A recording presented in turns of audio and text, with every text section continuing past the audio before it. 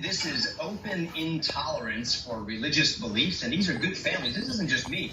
They're conspiring to deny access to people of faith all across the country to go to their own publicly funded community libraries to read books to their kids.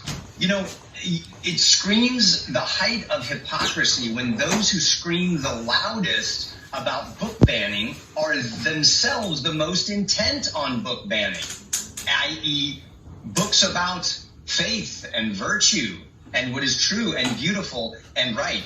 And what's stunning here, Julie, is that this isn't just a few woke libraries across the country. This is the American Library Association, the government agency that is funded by $250 million, teaching libraries how to break the law and deny access to their own community members. Right. So it's pretty incredible. Yeah, let's talk about it, because it is.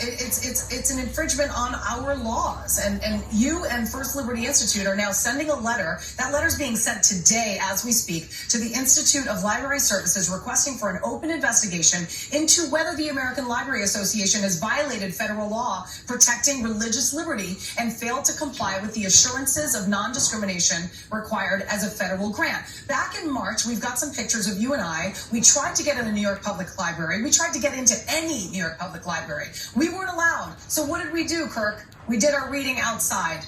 And we had a large gathering, but certainly not nearly as large as we would have had we had a proper space indoors. What was the excuse they gave us? Why don't you tell people? Yeah, well, they said that, libraries are filled up, and then finally at the last minute, they said, well, we do have a space for you at this little tiny library on the other side of a train track in a part of town where really nobody wanted to go. And so they thought they could just sort of shove us in a corner, put us at the back of the bus, and that would suffice. Well, obviously, it's not. This is internal dealings on a much higher level that are looking to openly suppress people of faith. But here's the good news, Julie. In the vernacular of Lord of the Rings, the message has gotten back to the Shire, and all the hobbits are gathering for the great battle against the orcs on August 5th at See You at the Library.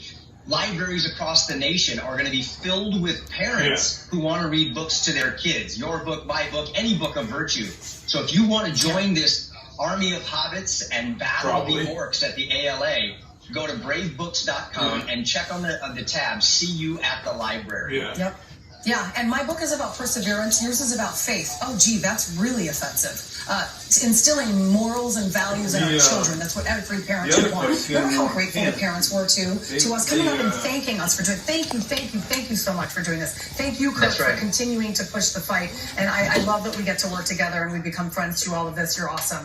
Bravebooks.com is where you can find out not just August 5th, that reading, but then Kirk goes all across the country and tells wholesome stories so you can find out which library he'll be at next. Bravebooks.com. Kirk, love ya. I'll see you later. Thank you for watching the